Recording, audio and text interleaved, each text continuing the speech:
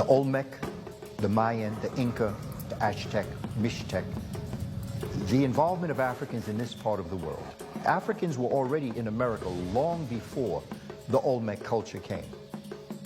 But when you're looking at the Olmec culture, the Olmeca heads, you see that there was a presence here in America in the Gulf of Mexico that are going to build the pyramids in this particular Gulf of Mexico area, including Tres Zapotes, San Lorenzo, and other areas. We have never been exposed to this information before. We have never been exposed to an idea that there's evidence of Ramses III, a pharaoh or a Nesut Petit of the 19th dynasty. There's evidence of him on the Mississippi River. There's evidence of Egypt in America that goes back many millennia. So you've got to lay down a foundations as to how Africans would have had the wherewithal to be able to find themselves in this part of the world. And what we find is that there are 3 ocean currents that leave the coast of West Africa and find themselves on or coming to the American continent or the American hemisphere. From Africa to the continent and back to Africa. There's one somewhat in the middle, and there's one in West Africa, and there's one that would be somewhere near the southern part of Africa known as the Benguela Current. These belts, almost like moving roads. They could come just by being on the boat with the wind, just putting your sail in a way that the boat could come to this part of the world. So we know that the Kemites, the Egyptians, the Sudanese had this power. We know that they had the boats that would be able to make a trip this way, along with the fact that they had different types of ways in which to power it, whether it was through the wind or whether it was through oars. They knew how to travel the waters that would be the ocean currents and the wind systems, and they knew the seasons to know when the winds would be at their best, so they knew when to travel. Not only is it possible, but they did it, and you can see it in the civilization of the Olmec, of the Maya, of the pyramids. There are over 100 pyramids along the Mississippi River. This is our land. We're in Northwest Africa, standing right now what we call North America. And it's a known fact that it's that. But what happens if I taught you in my school system for 12 years, and then 4 more years I'm educating you in my college, you only going to repeat directly what I just said to you. You see what I'm saying? Until someone steps up and say, no, this is who we are. There's a book. Matter of fact, it's a Webster's Dictionary, 1937, 1939. Webster's Dictionary talks about the definition of America. And it says it is the aboriginal or copper-colored natives found on the American continent by the European. And it says it is the aboriginal or copper-colored natives found on the American continent by the European. They manipulate our history books. The history books are not true. It's a lie. That's right, Michael. The history books are lying. You need to know that. You must know that. What science has now found, although this is suppressed for the most part, this is not taught in your public schools, although it will be. The history that the children are learning today is not going to be history that's going to be taught in the next 25 years. It's going to be radically different. We now know for a fact that long before Columbus, there were 4 major migrations of blacks to the Americas, different parts of the Americas. And it is now known that the West African Kingdom of Mali had huge fleets of merchant vessels, and that these kings, these black kings of West Africa, began sailing across the Atlantic to Mexico as early as 900 AD, about 200 years before Christ, up until right at about the time of Christ. In other words, about 2,000 years ago. There now appears that there were wealthy West African and North African blacks and came, if you can believe this or not, but there's solid proof for it now, to southern Illinois. Now I'll explain how that happened. In 1982, our time, there was a guy who was going along southern Illinois. He was a cave hunter. And he was, I don't know if you're familiar with southern Illinois at all, on the Ohio River, it's just honeycombed with caves, thousands of caves. They have not all been explored by any means. And he was involved in sports for hunting in caves. It's done all the time. It's rough work, because sometimes these caves are very narrow. He went into, to make a long story short, he went into this cave that no one had ever seen before. And he squeezed through a very narrow entrance, and all of a sudden it turned out into an enormous room. And in this room, he found great sarcophagi, or coffins, coffin lids, made out of stone. The walls are engraved with all kinds of stories, picture stories of men and women in old costumes from the ancient world.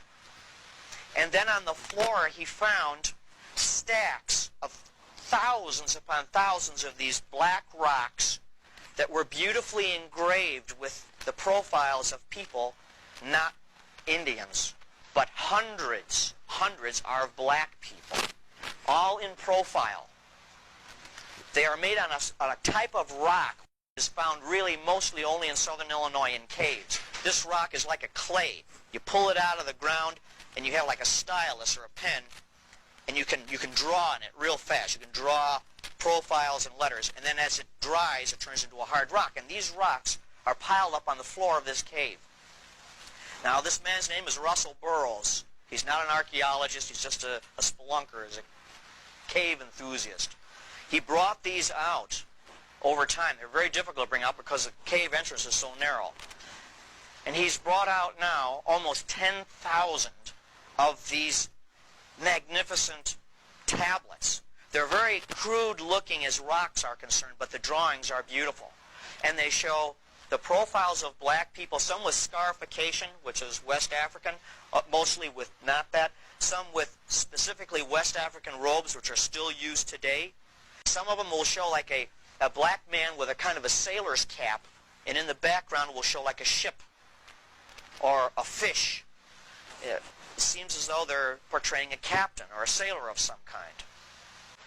In 1861, a farmer was plowing his field, came across a very strange domed rock, a black rock, and he couldn't dig it out. The more he dug down, the bigger this rock got, until he dug the entire thing away. It took him weeks to dig it away. And it turned out that he unearthed a 9-foot-high statue of a head, beautifully done, of an African, not an Indian at all the portrayed features of a West African man. This is one of the great Olmec heads, and this is part of this helmet, this marvelous helmet, which nobody could understand. There's no other parallel for this helmet found anywhere in the world except West Africa. South American archaeologists are finding unusual human remains.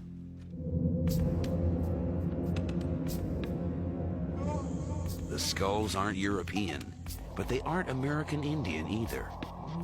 The skulls aren't European, but they aren't American Indian either. They belong to none of the prehistoric races known to have set foot in the New World. These skulls are as old as the Ice Age. So who were these first people to discover the Americas? And what became of them? Did they all disappear? Or did some of them survive?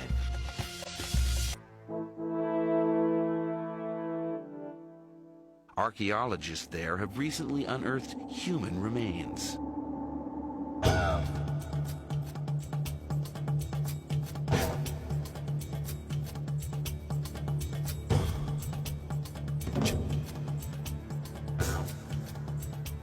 Prehistoric skulls were found buried in layers of soil 9,000 to 12,000 years old.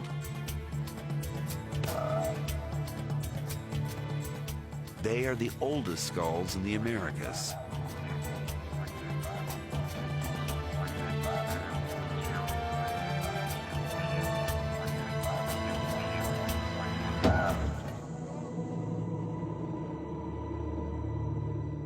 And this is the oldest of them all.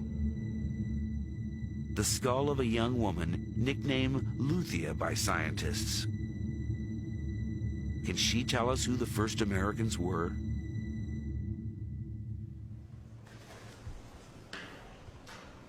Walter Neves is a physical anthropologist at Sao Paulo University in Brazil.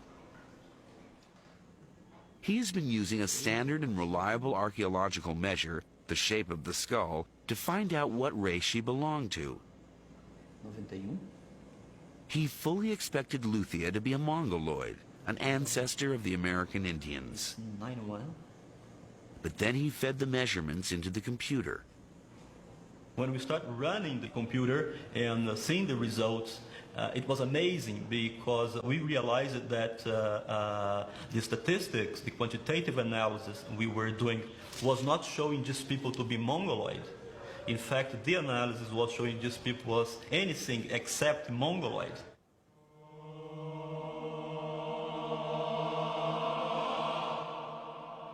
So who was Luthia? And where did she come from?